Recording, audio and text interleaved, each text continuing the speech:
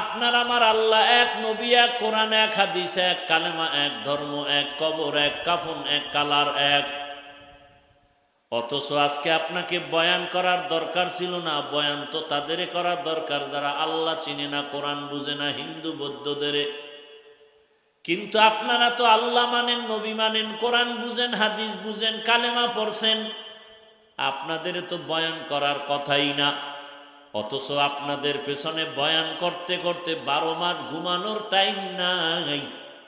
আপনাদের পেছনে বয়ান করিয়া, তাও পাও ধরে ধরে বয়ান করি, একটা গালিও দেই, মাঝে মাঝে দুই একটা কথার আওয়াজ বাইরে যায়, এজন্য মাঝে মাঝে বলি কষ্ট পাইছেননি, মাফ করিয়া দেন। আবার মোনাজাতেও আল্লাহর কাছে ক্ষমা চাই, আল্লাহ ভুল ত্রুটি মাফ করে দাও। আপনাদের দেখেন আমি কেমন মুসলমান, আপনার আমার আল্লাহ এক, ধর্ম এক, অথচ আমি টুপি খুলতে চাই না, লজ্জা পাই। আর আপনি কেমন মুসলমান, টুপি দিতে চান না, লজ্জা লাগে। কত ভিআইপি মুসলমান আপনি, কেমন ফিড আছে আপনার কপালে আছে। বড় জামা পরে না, গরম গরম। কি শরীয়তপুর কোর্টে যাও, চাঁদপুর কোর্টে গিয়া দেখো, উকিল ব্যারিস্টার যারা, কি এর শীতার গরম, ওই পোশাক পরাই লাগবে নি। কোনো গরম বইলে পোশাক ছাড়া যাবে না। র্যাবের পোশাক বাদ দিয়ে যদি কেউ র্যাবের চাকরি করে পুলিশের পোশাক পরে, আইনত দণ্ডনীয়, ঠিক নি? পুলিশের চাকরি করে যদি র্যাবের পোশাক পরে, ভালো না খারাপ? শাস্তিযোগ্য হবে। তাহলে দুনিয়ার লাইনে পোশাকের এত দাম আছে, রসুলের পোশাকের দাম নাই কেন? শুরুতেই কিন্তু বলছিলাম, যতই তালবাহানা করেন, মদিনার আদর্শ আমরা যারা মানিয়া চলি, আমরা আগেও বাদশা, এখনো বাদশা, আমগো কোনো টেনশন নাই। 17 বছরের ইতিহাসে এমপি সাহেব দেখলেই সালাম দিত, দোয়া চাইতো।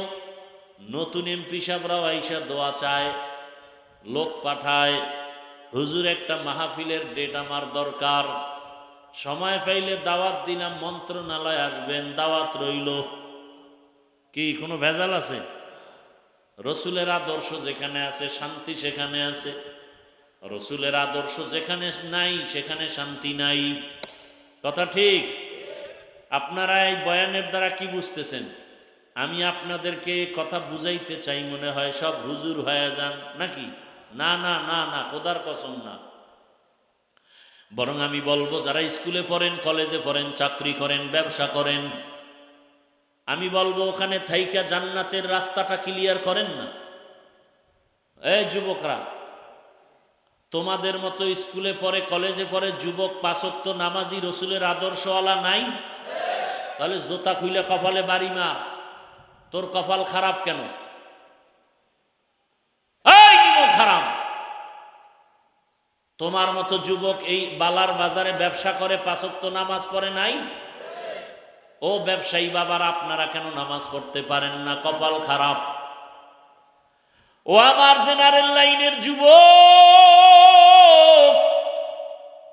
জীবনে মাদ্রাসায় পড়ে নাই, বাংলা লাইনে পড়িয়া কত র্যাব, কত আর্মি, বিডিআর, পুলিশেরা 5 ওয়াক্ত নামাজ পড়ে, দাড়িওয়ালা আসেনি। সত্য বলেন?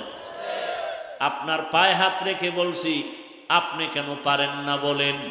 ও ড্রাইভার বাবারা, তোমার মতো কত ড্রাইভার অটো চালায়, নামাজ পড়ে নাই? বলো বাবা, তুমি কেন নামাজ পড়তে পারো না? নিশ্চিত তোমার কপাল পুড়ে গেছে। ও শ্রমিক বাবারা, ব্যবসায়ী বাবারা, চাকরিজীবীরা, তোমার মতো কত যুবক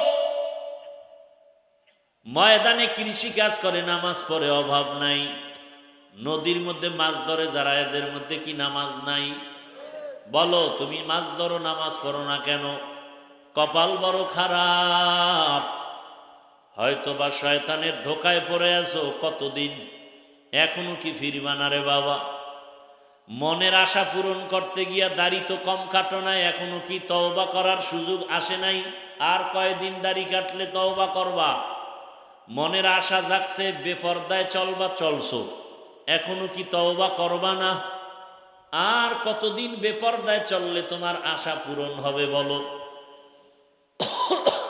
মনে চাইছে সারা রাত মোবাইল চালাবা, চালাইছো, এখনো কি তওবা করার সময় হয় নাই?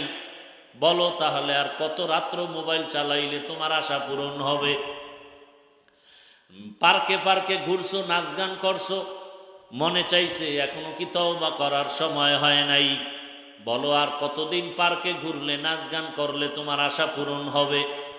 এবং এ কথাটাও বলো, তোমার হায়াতের বাকি আছে আর কতদিন? গত কোরবানির ঈদ, এর আগে রমজানের ঈদ, এত পরিমাণ লাশের মিছিল দেখলাম। পানির মধ্যে বাস পইরা কত মানুষের লাশ হয়ে গেল। কি ভুলে গেছেন?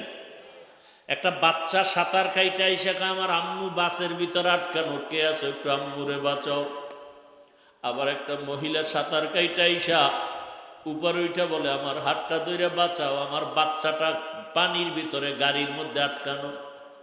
বিদেশে থাইকা দেশে আসছে, স্বর্ণ অলংকার নিয়ে আসছে, বিবি বাল বাচ্চা নিয়ে আরাম করবে। এয়ারপোর্টে গেছে, শাহজালাল বিমানবন্দরে, বিবিও গেছে সন্তান নিয়ে, সবাই স্বামীরে আগায় নিবে। গাড়িতে উঠছে, বাড়ির কাছাকাছি যাওয়া মাত্র ড্রাইভার গাড়িটা পানিতে ফালায় দিছে। নোয়াখালীর ঘটনা। স্বামী এবার কান্না করে, আমার এই স্বর্ণ অলংকার নিয়ে বাড়িতে আসছি, কোথায় যাব? ঘরে বাতি জ্বালানেওয়ালা স্ত্রী আমার হাতে লাশ হয়ে গেল। বাচ্চাটা পর্যন্ত লাশ হয়েছে, স্বামী মরে নাই।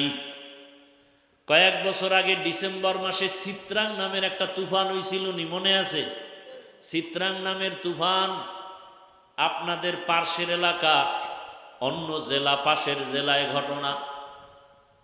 8 বছর যুবক বিদেশ করলো, টাকা পয়সা যা কামাইলো, ডুপ্লেক্স একটা বিল্ডিং বানাইলো। আগামী শুক্রবারে বিল্ডিং উঠবে, দোয়া করে সবাইরে দাওয়াত দিল। মিস্ত্রিরা দ্রুত কাজ করে, কিন্তু আজকে বান্দার পার্শ্বে টিনের ঘর, স্বামী স্ত্রী আর মাঝখানে বাচ্চা, 3 জনে একটা চৌকির উপরে ঘুমাইছে টিনের ঘরে। আগামী শুক্রবার বিল্ডিংয়ে উঠবে। চিত্রাং নামের তুফান যখন আসছে, এমন বাতাসে একটা গাছ পইরা পুরা টিনের ঘরের মাঝখানে, 3 জনার বুকে চাপা, জাগাত নাই। বিদেশ 8 বছর কইরা যা কামাইছে সব শেষ। যুবক, এখন তো বেশিরভাগ বাইকে মানুষ মরে বেশি, তা জানো? কি লঞ্চ, স্টিমার, বিমান, হেলিকপ্টার, যত বাহন আছে এর মধ্যে বেশি মরে কোন বাহনে? মানুষ। অথচ তোরা মোটর সাইকেল বেশি চালাও।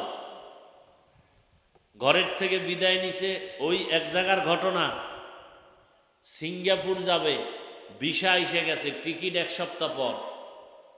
বন্ধু আইসা সকালবেলা ডাক দিছে 1 সপ্তাহ আগে, চলো চায়ের দোকানে ঘুরে আসি, নাস্তা করি।